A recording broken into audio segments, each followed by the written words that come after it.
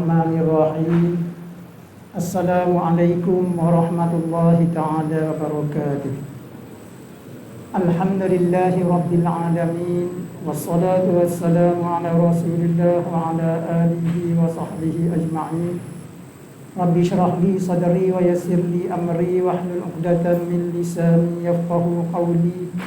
Subhanaka la ilma lana illa ma 'allamtana innaka antal alimul hakim. ولا حول ولا قوة إلا بالله العلي العظيم. أعوذ بالله من الشيطان الرجيم. بسم الله الرحمن الرحيم. ألم يأن للذين آمنوا أن تخشع قلوبهم لذكر الله وما نزل من الحق. صدق الله العظيم. Yang saya muliakan pengurusi surau, seterusnya para EJK dan tuan-tuan, puan-puan yang dirahmati Allah Subhanahu wa taala sekalian. Marilah sama-sama kita memanjatkan berbanyak-banyak syukur kepada Allah Subhanahu wa taala kerana doa yang kita panjatkan sejak 3 bulan yang lalu, bermula daripada bulan Rajab, Sya'ban. Allahumma barik lana fi Rajabin wa Sya'ban wa ballighna Ramadan. Rasulullah sallallahu alaihi wasallam mengajar kita agar memanjatkan doa kepada Allah Subhanahu wa taala agar setiap saat yang berlalu diberkati oleh Allah Subhanahu wa taala dalam bulan Rajab, Sya'ban, dan minta Allah Subhanahu wa taala pertemukan dengan Ramadan. Jadi alhamdulillah, sepatutnya setiap orang daripada kita ini telah pun sujud syukur. Mudah-mudahan semua dah sujud syukur lah. Kan? Kalau tak sujud syukur lagi, masih ada peluang lagi untuk sama-sama kita sujud syukur sebagai tanda kesyukuran kita kepada Allah Subhanahu wa taala yang mempertemukan kita dengan Ramadan sekali lagi pada tahun ini. Di masa ada kawan-kawan kita, keluarga kita, jiran kita, kenalan kita yang belum sempat bertemu dengan Ramadan, akhirnya dijemput oleh Allah Subhanahu wa taala. Jadi itulah, kita kena banyak-banyak bersyukur kepada Allah Subhanahu wa taala dan terus berdoa agar Allah Subhanahu wa taala memberi peluang kepada kita Ramadan kali ini untuk kita gunakan dengan sebaik-baiknya. Kan? Belum tentu lagi, walaupun hari ini mungkin kita sihat, kita dapat datang ke masjid, surau, solat berjemaah, solat tarawih dan sebagainya, belum tentu lagi kita akan sampai ke penghujungnya. Kan, kerana kematian itu bila-bila masa saja boleh datang. Imam Syafi'i dia menyebut, dia kata apa? Wa kam min sahihin mata bi ghairi illatin wa kam min saqimin asya hayyinan minad dahr. Betapa ramai orang yang sihat tapi mati tanpa sebab apa-apa. Kan? Maknanya yang disebut juga sebagai al-mautu faji'ah, mati secara tiba-tiba. Itu antara fenomena yang disebut oleh Nabi dalam hadis tanda akhir zaman, mati secara mengejut. Kan? Saya di Masjid Batu Enam Jalan Gombak, dalam masa sebulan terdekat 2 orang AJK masjid mati, kedua-duanya secara mengejut. Yang pertama, imam nombor 4. Ialah sihat, walaupun ada kencing manis, tapi sihat lah kan. Boleh pergi, masuk hospital pun boleh lagi berwasap, tolong doa. Nah, kemudian doktor membuat keputusan untuk potong kaki dia pada hari Rabu, hari Jumaat. Inna lillahi wa inna ilaihi raji'un. 2 seminggu selepas tu siap. Kan? Hari Jumaat dikatakan dia demam sikit-sikit, pergi lagi masjid. Hari Ahad, inna lillahi wa inna ilaihi raji'un. mati secara mengejut. Jadi jangan sedap hangat kita ni kan. Rasa sihat, makan macam-macam suplemen. Hebat. Naik basikal berpuluh-puluh kilometer. Tapi suruh tepi masjid tak sampai-sampai. Jangan. Kan? Takut tiba-tiba datang ke masjid surau orang yang solat kat dia. Jadi ayat yang saya sebutkan di awal tadi, alam ya'ni lil ladzina amanu an takhsha'a qulubuhum li dzikrillah. Tidak sampai lagikah masa untuk yang beriman itu untuk hatinya khusyuk, dia kembali kepada Allah Subhanahu wa taala. Kan? Kalau dalam bulan Ramadan ini, bulan yang amat dahsyat, tawaran yang dianugerahkan oleh Allah Subhanahu wa taala, dia masih lagi tidak mengambil peluang, maka bilakah lagi? Dalam sebuah hadis tadi doa sebelum masuk itu dia doa kan. Kemudian salafus soleh juga mengajar kita. Jadi ini disebut Nabi tak berdoa dengan doa ni, tetapi ulama salafus soleh berdoa. Jadi salafus soleh tu siapa nak bandingkan dengan kita? Kan maknanya walaupun Nabi tak buat, kalau salafus soleh buat, kita boleh buat lah maksudnya. Apa dia berdoa apabila masuknya Ramadan? Allahumma sallimna li Ramadan. Ya Allah, sejahterakanlah kami untuk berjumpa dengan Ramadan. Itulah mana sejahtera, sihat tubuh badan, diberi taufik dan hidayah, keupayaan untuk kita beribadah dan sebagainya. Kemudian mereka berdoa lagi, Allahumma sallim Ramadana li ataupun lana. Ya Allah, sejahterakanlah Ramadan untuk kami. Apa silapnya Ramadan sehingga kita berdoa nak suruh Ramadan tu sejahtera kepada kita? Ramadan memang dah sejahtera, kita yang tak sejahtera kan. Tapi sebenarnya doa ini membawa maksud ada orang dia nak berjumpa dengan Ramadan, tetapi Ramadan tak nak berjumpa dengan dia. Orang yang macam mana? Sebulan, 2 bulan sebelum Ramadan tu dia dah kira dah. 1 di Selayang, 2 di Coki. Apa tu? Bilang nak buka bazar Ramadan. Kan? Lalu dapatlah dia berjumpa dengan Ramadan. Kan? Tapi Ramadan tak nak berjumpa dengan dia. Tak sudi pun Ramadan nak berjumpa dengan dia. Sebab apa? Ramadan yang berlalu tak ada bezanya dengan bulan-bulan yang lain. Orang lain bekerja-kerja, kan, bersedekah, pergi ke masjid, solat tarawih, baca Quran. Dia tak ada. Kan, dia bilang duit. Kan, bilang duit. Jadi tak ada ertinya. Ini maksudnya orang yang Ramadan tak nak berjumpa dengan dia. Jadi kita berdoa kepada Allah Subhanahu wa taala, biarlah Ramadan yang datang bertamu kan pada kita ini, kita sambut dia dengan betul-betul. Ya, antara perkara yang utama sekali solat berjemaah lah. Kan, solat jemaah kalau boleh dalam bulan Ramadan ini, didiklah diri kita untuk wajibkan solat berjemaah. Kan, memanglah solat jemaah tu tak wajib, tapi dia sunat muakkad, maknanya sunat yang hampir kepada wajib lah. Jadi pada bulan ini kita di mana-mana saja kita pergi, lazimilah solat berjemaah. Kan? Lebih-lebih lagi subuh dan setiap waktu lah. Kalau tempat kerja pun Zuhur, semua orang ada rehat kan.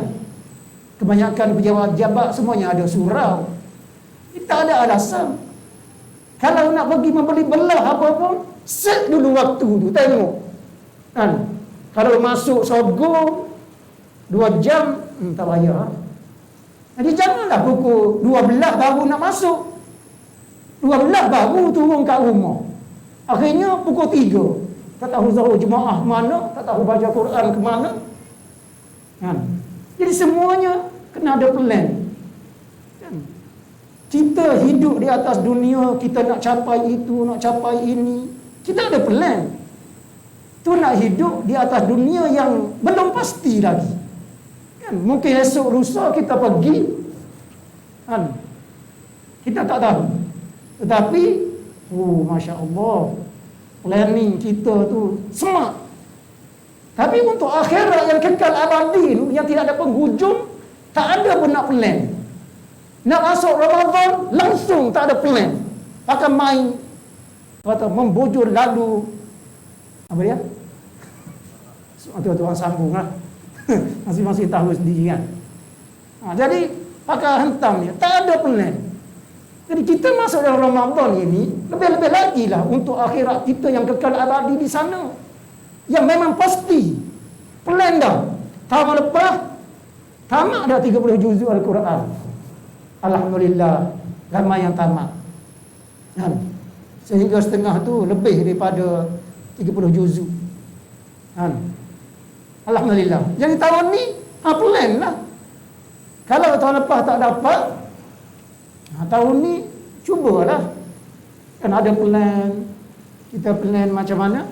Kalau kita nak tamatkan 30 juzuk dalam satu bulan ini, maka setiap hari satu juzuk.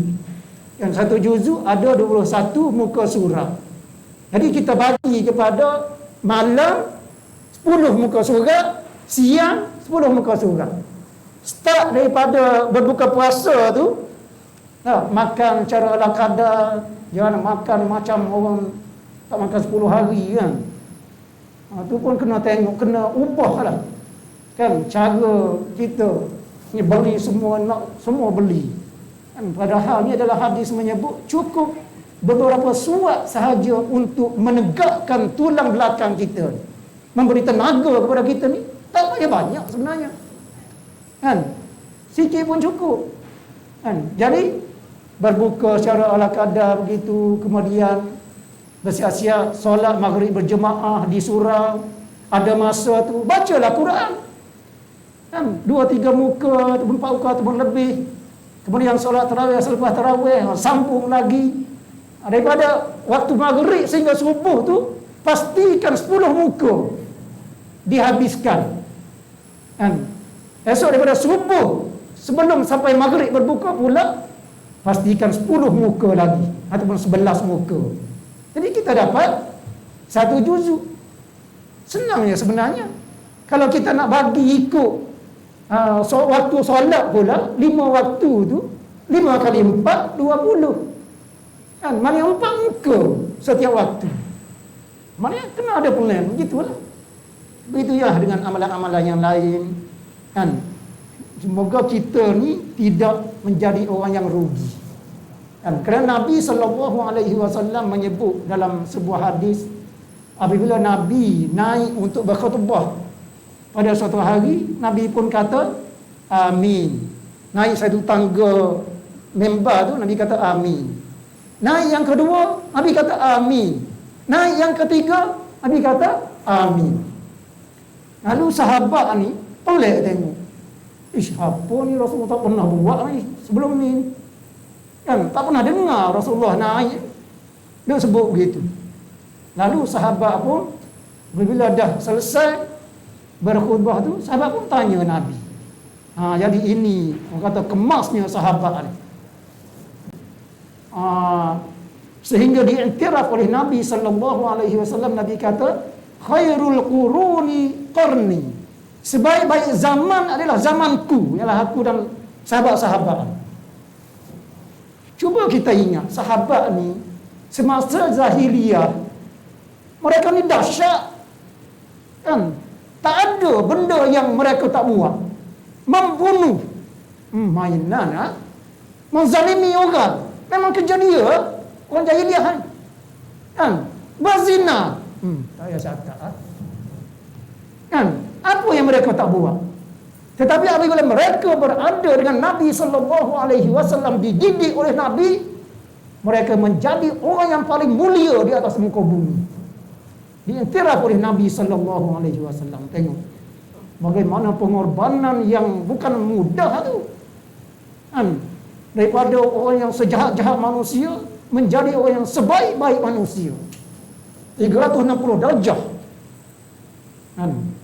Sahabat. Lalu antara sifat sahabat ni, apabila ada sesuatu yang mereka keliru, mereka tak faham, mereka akan terus tanya Nabi. Kan? Berbeza dengan kita hari ini. Kan kita hari ini kan dengar orang tu cakap dalam TV, tengok orang dalam WhatsApp, dalam apa, kita pun komen. Kan? Tak tahu mana hala cerita, tak tahu asal, tak ada bukti dan tak ada asas pun. Tapi berjala-jala komen. Memang sedaplah komen sebab tak ada fakta, ikut rasa. Kan? Komen itu. Itu yang menyebabkan tersebarnya fitnah hari ini semakin dahsyat. Kan? Sebab masing-masing nak komen ikut cara tersendiri. Tak nak tanya kepada orang tu. Apa maksud kamu kata gini? Tak nak tanya. Kita lebih suka untuk komen. Kan? Jadi sahabat tanya Nabi. Nabi kata, semasa aku naik tangga yang pertama mimbar, datang malaikat Jibril berkata, dia banyak versi hadis. Ada hadis yang mengatakan celakalah orang yang sempat berjumpa dengan kedua ibu bapanya ataupun salah seorang daripadanya, tetapi kedua-duanya tak dapat memasukkan dia ke dalam syurga, dan dia pun masuk neraka lah. Kan? Maka malaikat Jibril kata, "Qul amin." Katakanlah amin. Itu Nabi pun kata amin. Jadi mesti ingat. Kan? Ada dalam baru ni saya tak ingat. Ada video yang diviralkan Dr. Hasan Ali. Dia menyebut secara terperinci, Masya Allah, bagus sungguh video. Dia kata apa? Dia kata ramai manusia hari ini anak-anak menderhaka kepada ibu bapa. Maklum sajalah ibu bapa ni kan, darjah 6 pun tak lulu kadang-kadang tu. Duduk kat kampung sorang-sarang. Anak sedap duduk di bandar dengan anak bini, dengan kawan-kawannya, sibuk memanjang. Kan, mak telefon. Dering-dering. Dia pun angkat. "Mak, tak boleh kau telefon kiai? Saya meeting ni." Derhaka. Kan? Mak telefon, "Abang Long, bila nak balik? Mak ingat ke cucu ni?" Tak kata tinggal ke anak, tinggal ke cucu. Kan?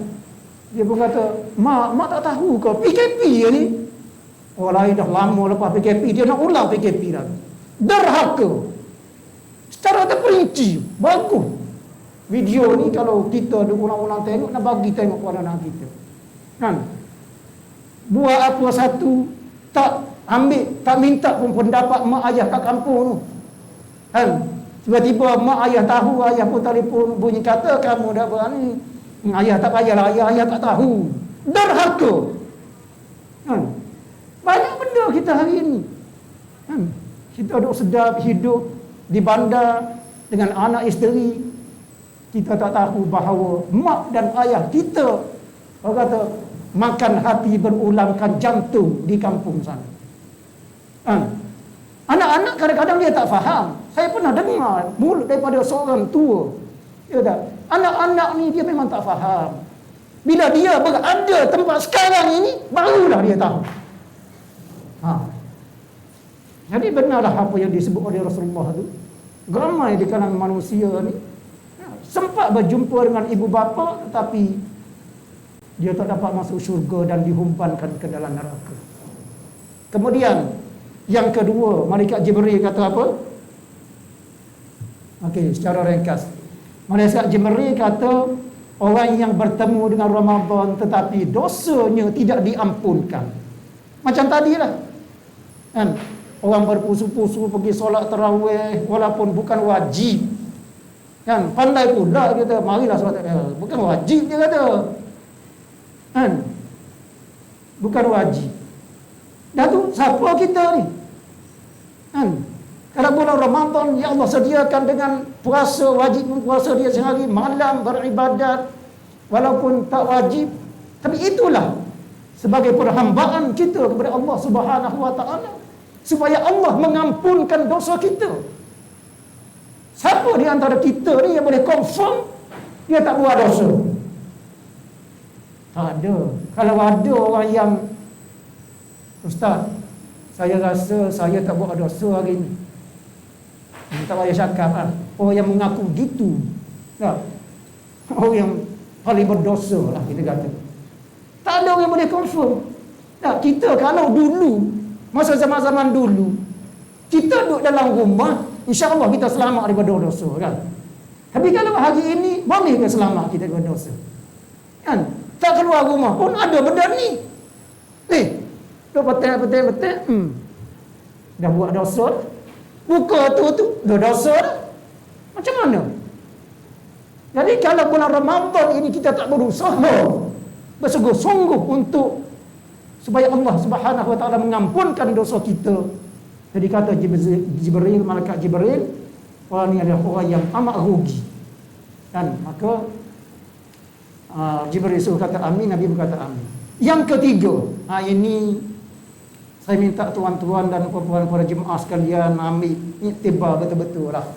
Ambil pengajaran dan faham betul-betul. Malaikat Jibril kata, "Man dzukirta indahu falam yusalli alaika fadakhalan nar." Bukan main-main tuan-tuan. Orang yang disebutkan namamu tetapi dia tidak berselawat kepadamu, wahai Muhammad, maka orang ini dimasukkan ke dalam neraka. Berat tu amaran daripada malaikat Jibril. Betapa ramai di kalangan kita hari ini bila sebut Rasulullah sallallahu alaihi wasallam, dia senyap, tak kata apa-apa. Nabi Muhammad sallallahu alaihi wasallam, senyap, tak kata apa-apa. Bukan tuan-tuan. Tuan-tuan saya dah dengar dah sebut tadi. Tapi ramai. Malaikat Jibril dah bagi amaran. Kita mengaku kita cinta kepada Nabi Muhammad. Kan? Kita amat memerlukan syafaat Nabi kita Muhammad sallallahu alaihi wasallam. Nak bersalawat ke atas dia pun kita tak nak. Allahu akbar. Memang rugi betul lah. Kan? Begitu juga semasa azan. Azan itu adalah antaranya untuk meninggikan maqam Nabi kita Muhammad sallallahu alaihi wasallam.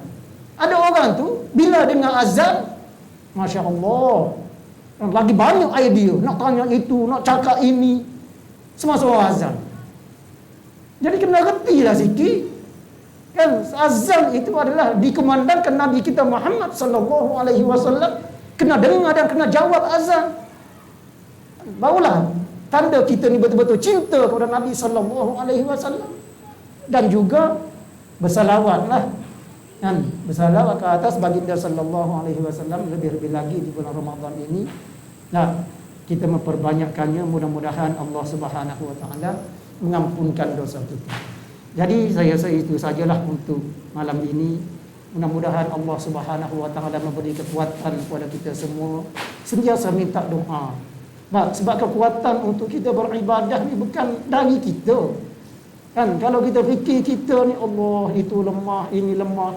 Jadi Allah dah sebut dalam Quran, ya ayyuhan nas antumul fuqara'u ila Allah. Wahai manusia, kamu ni sangat perlukan kepada pertolongan Allah. Jadi doalah. Kan, doa sentiasa supaya Allah Subhanahu wa taala panjangkan usia kita sehingga dapat habiskan Ramadan, dipertemukan kita dengan Lailatul Qadar untuk kita mendapat ganjaran yang sebanyak-banyaknya, diampunkan oleh Allah Subhanahu wa taala. Jadi apa yang baik itu dari Allah Subhanahu wa taala, yang kurang itu kelemahan saya sendiri. Aku qauli hadza wa astaghfirullahal azim li wa lakum. Wassalamu alaikum warahmatullahi wabarakatuh.